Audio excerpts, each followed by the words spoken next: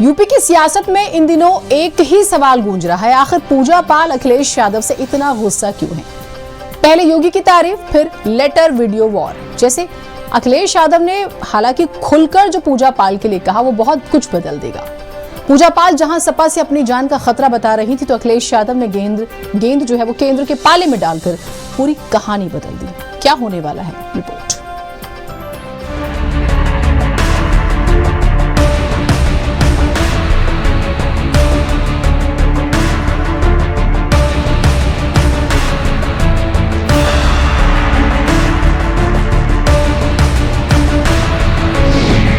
पूजा पाल का आरोप, अखिलेश से जान को खतरा।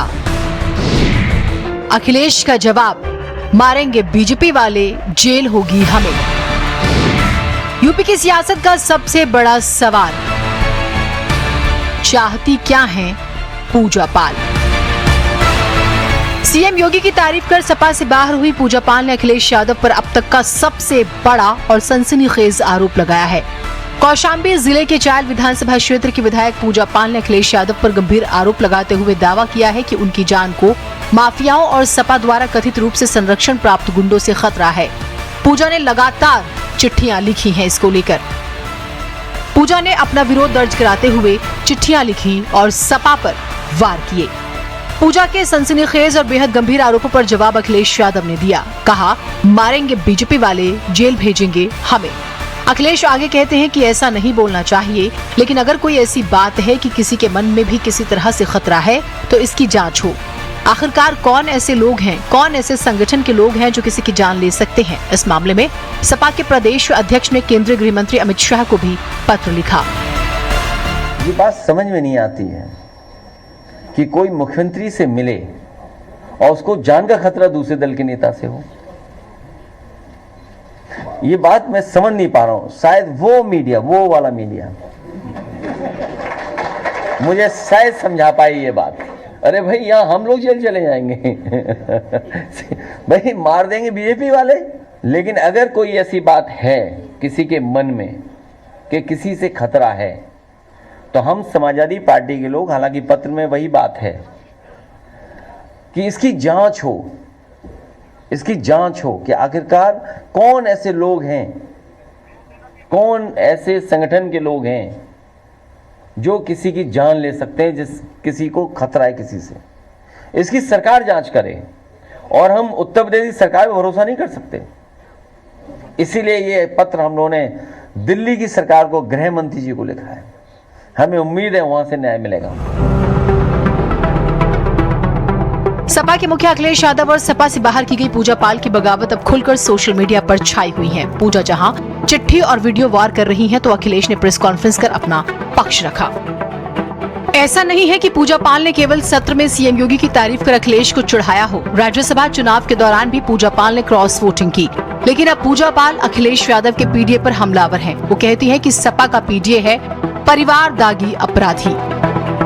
मैं उत्तर प्रदेश की जनता को बताना चाहूंगी कि असलियत में अखिलेश यादव जी की जो पीडीए है उसका वास्तव में क्या अर्थ है।